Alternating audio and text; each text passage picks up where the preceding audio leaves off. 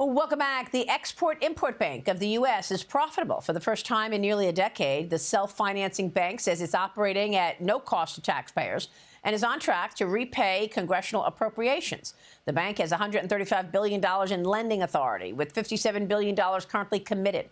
That's the highest level of exposure since fiscal year 2018. So for this year, EXIM has authorized $28 billion in financing, making it its busiest year since 2012. Joining me right now is the president and chairman of the Export-Import Bank, John Jovanovic. John, great to see you. Thank you so much for being here. Congratulations. Great to be back, Maria. How did you turn this profitable in such a short amount of time? Tell us. Well, look, thanks to President Trump's leadership, what we were able to do is come in and reawaken a bunch of great muscle memory that was in a 92-year-old institution. And we didn't just make it a profit center for the American taxpayer. We made it a frontline economic tool to deliver America's reindustrialization. What we're really delivering is American Dream 2.0, right? Whether it's helping American companies win everywhere around the globe, whether it's unleashing America's energy, bringing about supply chain independence, which, thanks to President Trump's leadership, is finally a focus again, or really ushering in a new wave of innovation so American companies can win in the industries of the future. What it really comes down to, Maria, and why this matters to everyday Americans, is that all it means is that we translate it to well-paying jobs across the country, more money in people's pocket. That's what the president promised. That's what we're delivering.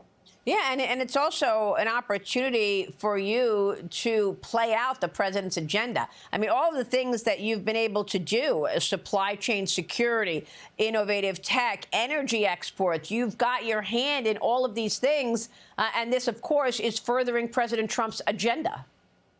Well, what the president's done is what nobody thought possible. President Trump is resurrecting critical industries across America, from steelmaking to cutting-edge innovation. And so, you know, it isn't just the big industries of the past that people think about.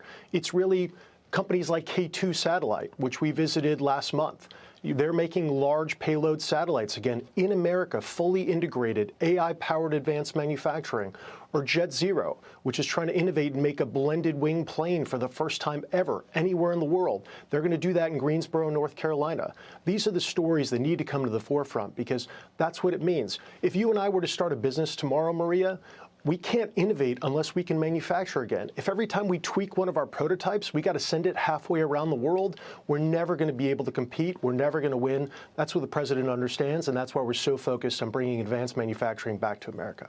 Yeah, I mean, it's just incredible to me that bringing manufacturing back to America, we're talking about this now with President Trump, and prior presidents did not actually zero in on the fact that we cannot rely on our adversaries for things like prescription drugs or semiconductor chips. Your active deal pipeline, meanwhile, now topping $71 billion, the potential to support tens of thousands of American jobs as well. Tell me about that pipeline and how you make the decisions in terms of what to support. Well, what's great about us is that we have overwhelming amount of demand for our product, thanks to what the president's done to not just resurrect these industries, but make all this possible again. And so what we do is we apply the same rigorous process to make sure that the taxpayer dollars we put to work aren't just returned, but that they earn a profit for everyday Americans. And so I think there's a big missing sort of piece here, which people oftentimes don't understand, is that 90% of what we do, Maria, is actually support small and medium-sized companies, which makes sense because 95+% of companies in America are actually small and medium-sized businesses. So a great example, 6K Additive, a great company just outside of Pittsburgh. And we do these factory floor Fridays, Maria. So every Friday we could showcase another factory that we visited across the country. Today we're focusing on 6K. This is a historic opportunity where it's actually the first deal I did as chairman. We partnered with the Department of War to rescue an additives business in Western PA. This is a critical component without which a lot of the advanced manufacturing doesn't happen. And these are areas where presidents encourage us not just to think about the box, outside the box, but to deliver for the American people.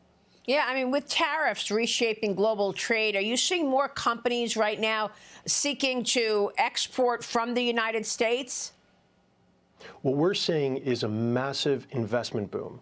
people wanting to build in America, manufacture in America, thanks to the president's economic approach. But what the president's doing is doing it in a way that protects working class families. So it's not just creating the jobs, it's great initiatives like the Ratepayer Protection Plan, which basically makes sure that as we build out these massive new facilities across the country, that we protect working class families so they don't pick up the bill.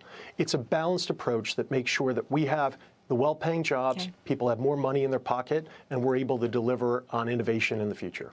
John, what about the AI race? I mean, we've been talking all morning and every day, it seems like this enormous amount of money being spent on AI with data centers, electrical infrastructure. Is EXIM becoming part of that build-out strategy right now?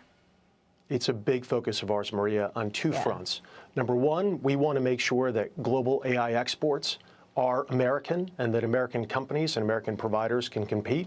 So thanks to the president's executive order on AI exports, EXIM has totally reshaped our approach to it. But also domestically, there's a tremendous amount of not just critical industry, but energy infrastructure that needs to be built. But again, it's important to have it happen in a balanced way. President is focused on common sense guardrails for AI. But again, the Ratepayer Protection Pledge is so important because it protects those working class families and makes sure that everybody benefits.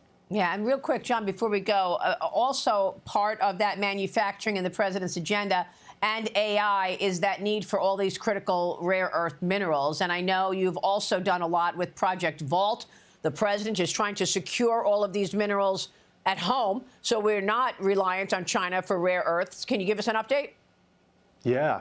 What we're doing is an all-the-government approach to make sure that American companies, large and small, have what they need when they need it most. It's not just Project Vault. There are plenty of other supply chain independence initiatives soon to come, and we'd love to come back and talk about them. All right, John, we will look forward to that. Thanks very much for being here this morning. John Jovanovic, we will see you soon. Stay with us. We'll be right back.